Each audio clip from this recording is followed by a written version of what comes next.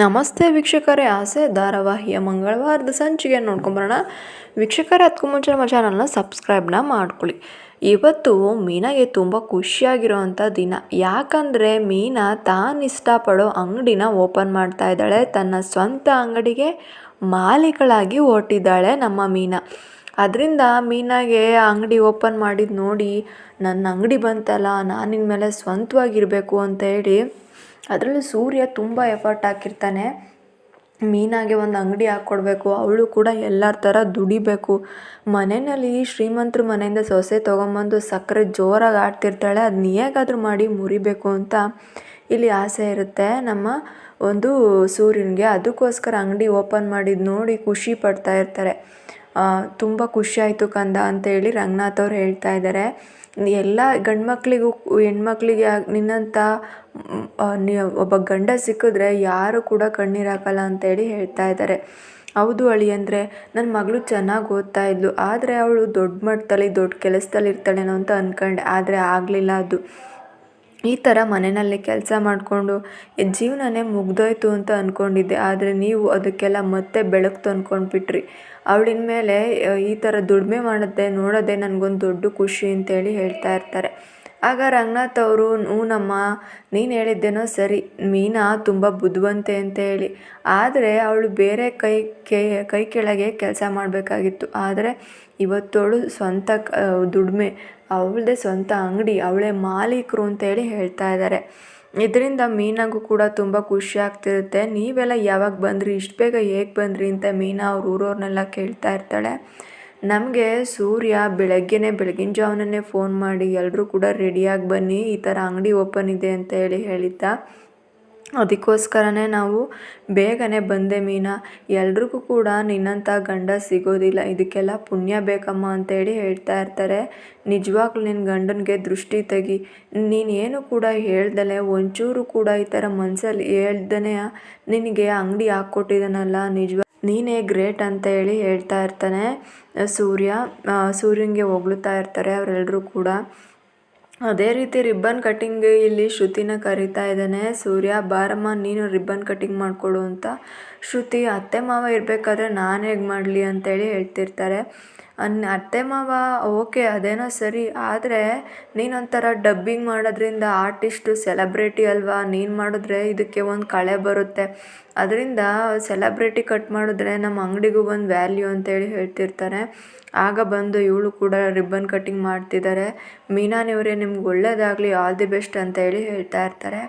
ಇಲ್ಲಿಂದ ಮೀನಾಗೂ ಕೂಡ ತುಂಬ ಖುಷಿಯಾಗಿ ಅಂಗಡಿ ಇಲ್ಲಿರ್ತಾರೆ. ಸೂರ್ಯ ಎಲ್ರಿಗೂ ಕೂಡ ತಿಂಡಿ ತೊಗೊಂಬಂದಿದ್ದಾನೆ, ಪೂರಿ ತೊಗೊಂಬಂದು ಎಲ್ಲರೂ ಕೂಡ ತಿಂತಾ ಇರ್ತಾರೆ.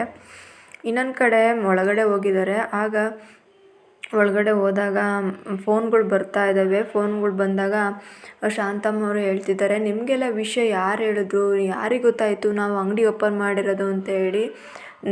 ಸೂರ್ಯ ಸ್ಟೇಟಸಲ್ಲಿ ಹಾಕ್ಕೊಂಡಿದ್ದಾನೆ, ಅದ್ರ ಜೊತೆ ಸೋಷಿಯಲ್ ಮೀಡ್ಯಾದಲ್ಲೆಲ್ಲ ಕೂಡ ಹಾಕ್ಕೊಂಡಿದ್ದಾನೆ ಅಂತೇಳಿ ಹೇಳ್ತಿರ್ತಾರೆ. ನೋಡ್ರಿ ಏನು ಮಾಡೋದಕ್ಕೆ ಕೊಟ್ಟಿದ್ದಾನೆ ಅವನು, ಮನೆ ಮುಂದೆ ಅಂಗಡಿ ಹಾಕ್ಕೊಂಡು ನಮ್ಮ ಮರ್ಯಾದೆ ಎಲ್ಲ ತೆಗಿತಾ ಇದ್ದಾನೆ. ಹೂವಿನ ಅಂಗಡಿ ಇದ್ದರೆ ನಾವು ಎಷ್ಟು ಚೀಪ್ ಆಗಿಬಿಡ್ತೀವಿ. ನಮ್ಮ ಮಲೇಷ್ಯಾದಲ್ಲಿ ನಮ್ಮ ಬೀಗರು ಅಥವಾ ನಮ್ಮ ಶ್ರುತಿಯವ್ರ ಅಮ್ಮನ ಬಂದರೆ ನಾವೆಲ್ಲ ಹೇಗೆ ಕಾಣಿಸ್ಕೊಬೋದು ಅಂತೇಳಿ ಹೇಳ್ತಾ ಇರ್ತಾರೆ. ದಡ್ಡಿ ನೀನು ಇನ್ಮೇಲೆ ಪ್ರೌಡ್ ಮೂಮೆಂಟು, ನೀನು ಯಾರು ಹೇಳು, ಈಗ ಮನೆ ಹೆಸರು ಶಾಂತಿ ನಿವಾಸ, ಪಾರ್ಲರು ಶಾಂತಿ ಪಾರ್ಲರು, ಈಗ ಸಕ್ಕರೆ ಬಯಲು ಶಾಂತಿಮ್ಮನ ಹೂವಿನ ಅಂಗಡಿ ಅಂತ, ನೀನು ದೊಡ್ಡ ಇಂಡಸ್ಟ್ರೀಸ್ ಆಗೋಯ್ತೆ, ನಿಂದು ದೊಡ್ಡ ಮಟ್ಟದಲ್ಲಿ ಹೆಸರಿದೆ ನಿಂದು ಅಂತೇಳಿ ಹೇಳ್ತಿರ್ತಾರೆ. ಸುಮ್ಮನೆ ಏನೇನೋ ಹೇಳ್ಬೇಡಿ ನೀವು ಅಂತೇಳಿ ಹೇಳ್ತಾ ಇರ್ತಾರೆ. ಹಾಗೆ ತುಂಬ ಜನ ಫೋನ್ ಮಾಡ್ತಾ ಇದ್ದಾರೆ ಶಾಂತಮ್ಮ ಅವ್ರಿಗೆ. ಫೋನ್ ಮಾಡಿ ಅಂಗಡಿ ಓಪನ್ ಮಾಡಿದ್ದೀರಾ ಹಾಗೆ ಹೀಗೆ ಅಂತೇಳಿ ಕೇಳ್ತಾ ಇರ್ತಾರೆ. ಇನ್ನೊಂದು ಕಡೆ ರೂಮಲ್ಲಿ ಇಲ್ಲಿ ಮಾತಾಡ್ಕೊತಾ ಇದ್ದಾರೆ ರವಿ ಮತ್ತು ಶ್ರುತಿ. ರವಿ ಹೇಳ್ತಾ ಇದ್ದಾನೆ, ನೋಡ್ದ ಅಣ್ಣ ಅದಕ್ಕೆಗೋಸ್ಕರ ಏನೇನೆಲ್ಲ ತ್ಯಾಗ ಮಾಡ್ದ ಅಂತ ಹೇಳಿ, ಅವ್ರಿಗೋಸ್ಕರ ಅಂಗಡಿ ಹಾಕ್ಕೊಂಡಿದ್ದಾನೆ. ಈಗಾದರೂ ಗೊತ್ತಾಯ್ತಾ ಅಣ್ಣನ ಹೇಗೆ ಅಂತೇಳಿ.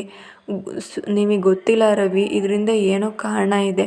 ಹೇಗಿದ್ರು ಕೂಡ ಸೂರ್ಯ ಅವರು ದುಡ್ಡೆಲ್ಲ ಮನೆ ಖರ್ಚಿಗೆ ಬೇಕು, ಅವ್ರಿಗೆ ಕುಡಿಯೋದಕ್ಕೆ ಹಣ ಸಿಗೋದಿಲ್ಲ. ಅದಕ್ಕೋಸ್ಕರನೇ ಈಗ ಮೀನಾ ಅವ್ರನ್ನ ದುಡಿಯೋದಕ್ಕೆ ಅಂತ ಬಳಸ್ಕೊತಾ ಇದ್ದಾರೆ. ಇದರಿಂದ ಮೀನಾ ಅವ್ರಿಗೆ ತುಂಬ ಕೆಲಸ ಜಾಸ್ತಿ, ತುಂಬ ಕೆಲಸ ಮಾಡಬೇಕು ಅವರು ಅಂತೇಳಿ ಹೇಳ್ತಾ ಇರ್ತಾರೆ. ನೋಡು ಅದಕ್ಕೆ ಬಗ್ಗೆ ಏನೇನೋ ಹೇಳೋಕೆ ಹೋಗಬೇಡ, ಅಣ್ಣನ ಬಗ್ಗೆ ನಿಮಗೆ ಗೊತ್ತಿಲ್ಲ ಅಂತೇಳಿ ಹೇಳ್ತಾ ಇರ್ತಾರೆ. ಇದೇನಾ ಅವ್ರು ಮಾಡೋದು, ಮೀನಾಗೆ ಎಲ್ಲರೂ ಕೂಡ ಎಷ್ಟು ಕೆಲಸ ಕೊಡ್ತಾರೆ, ಅದ್ರ ಜೊತೆ ಆ ಸೂರ್ಯನೂ ಕೂಡ ಕೆಲಸ ಮಾಡಿಸ್ಕೊತಾ ಇದ್ದಾನೆ ಅಂತೇಳಿ ಹೇಳ್ತಾ ಇರ್ತಾರೆ. ಅವರಿಬ್ಬರು ಕೂಡ ಜೋರಾಗಿ ಮಾತಾಡೋದು ಆಚೆ ಕೇಳಿಸ್ತಾ ಇರುತ್ತೆ. ಆಗ ಶಾಂತಿ ಬರ್ತಾ ಇದ್ದಾಳೆ.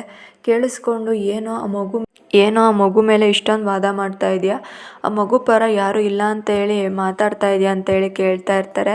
ನೋಡಮ್ಮ ನೀನು ಸುಮ್ಮನೆ ಇರು ಅಂತೇಳಿ ಹೇಳ್ತಿರ್ತಾರೆ. ಹೂನಮ್ಮ ನನಗೆ ಗೊತ್ತು, ಮನೆ ಮುಂದೆ ಅಂಗಡಿ ಇದ್ದರೆ ನಿಮಗೆಲ್ಲ ತುಂಬ ಪ್ರಾಬ್ಲಮ್ ಆಗುತ್ತೆ, ನಿಮಗೆಲ್ಲ ಮರ್ಯಾದೆ ಪ್ರಶ್ನೆ. ನೀನು ಯೋಚನೆ ಮಾಡಬೇಡ, ನಿಮ್ಮ ಅಮ್ಮನೇ ಆಗಲಿ ಮಲೇಷ್ಯಾದವರೇ ನಮ್ಮ ಬೀಗರೆ ಬಂದರೆ ನಮಗೆಲ್ಲ ಎಷ್ಟು ಮರ್ಯಾದೆ ಹೋಗುತ್ತೆ ಅಂತ, ಆದಷ್ಟು ಬೇಗ ಅಂಗಡಿ ತೆಗ್ಸಾಕ್ತೀನಿ ನಾನು ಅಂತೇಳಿ ಹೇಳ್ತಾ ಇರ್ತಾರೆ. ಅದರಿಂದ ಇದನ್ನು ಕೇಳಿಬಿಟ್ಟು ಶ್ರುತಿಯವರು, ಅತ್ತೆ ನೀವೇನಾದರೂ ಮಾಡ್ಕೊಳ್ಳಿ, ಆದರೆ ಮೀನಾ ಅವ್ರಿಗೆ ಏನು ಕೂಡ ತೊಂದರೆ ಕೊಡಬೇಡಿ, ನೋವು ಮಾಡಬೇಡಿ ಅಂತೇಳಿ ಹೇಳ್ತಿರ್ತಾರೆ. ಸರಿನಮ್ಮ ನಾನೆಲ್ಲ ನೋಡ್ಕೊತೀನಿ, ಅದು ಮಗು ಮನಸ್ಸಲ್ವಾ ಅಂತೇಳಿ ಹೇಳ್ತಾ ಇರ್ತಾರೆ. ಆದಷ್ಟು ಬೇಗ ಅಂಗಡಿನ ಎತ್ತಂಗಡಿ ಮಾಡಬೇಕು ಅಂತ ಪ್ಲ್ಯಾನ್ ಹಾಕಿರ್ತಾರೆ ಇಲ್ಲಿ ಶಾಂತಿಯವರು. ಇನ್ನು ಅಂಗಡಿ ವ್ಯಾಪಾರ ತುಂಬ ಚೆನ್ನಾಗಿ ನಡೀತಾ ಇರುತ್ತೆ. ಎಲ್ಲ ಕಡೆನೂ ಕೂಡ ಒಂದು ಮೀನಾ ಅಂಗಡಿ ಓಪನ್ ಮಾಡಿದ್ದಾಳೆ ಅಂತ ಸುದ್ದಿ ಆಗಿರುತ್ತೆ. ಇನ್ನು ಅಂಗಡಿ ಕ್ಲೋಸ್ ಮಾಡ್ಕೊಂಡು ಬರ್ತಾ ಇದ್ದಾರೆ. ಇವತ್ತಿನ ಲೆಕ್ಕ ಎಷ್ಟಾಯಿತು, ಎಷ್ಟು ಖರ್ಚು ವೆಚ್ಚ ಅಂತೇಳಿ ನೋಡ್ಕೊತಾ ಇದ್ದಾರೆ. 600 ರೂಪಾಯಿ ಲಾಭ ಆಗಿದೆ ಮೀನಾ ಅಂತೇಳಿ ಸೂರ್ಯ ಹೇಳ್ತಾ ಇದ್ದಾನೆ. 600 ರೂಪಾಯ? ನನ್ನ ಅಂಗಡಿನಲ್ಲಿ, ನನ್ನ ಸ್ವಂತ ಅಂಗಡಿನಲ್ಲಿ 600 ರೂಪಾಯಿ ದುಡ್ದೆ ನಾನು.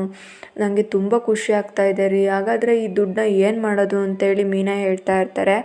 ಆಗ ಶಾಂತಿಯವರು ಬರ್ತಾ ಇದ್ದಾರೆ. ಒಂದು ತಾಜ್ ಮಹಲ್ನ ಓಪನ್ ಮಾಡಿಬಿಟ್ಟು ಬಾಡಿಗೆ ಕೊಟ್ಬಿಡು ಅಂತೇಳಿ ಹೇಳ್ತಿರ್ತಾರೆ. ತುಂಬ ವ್ಯಂಗ್ಯವಾಗಿ ಮಾತಾಡ್ತಾ ಇರ್ತಾರೆ. ಆಗ ಅಲ್ಲೇ ನಿಂತ್ಕೊಂಡಿರ್ತಾರೆ ರಂಗನಾಥ್ ಅವರು. ನೋಡೆ, ಯಾರಾದರೂ ಸ್ವಂತ ಖರ್ಚಲ್ಲಿ 600 ರೂಪಾಯಿ ಎಲ್ಲ 1 ರೂಪಾಯಿ ದುಡಿದ್ರೂ ಕೂಡ ಅವರಿಗೆ 1 ಕೋಟಿ ಸಮಾನ.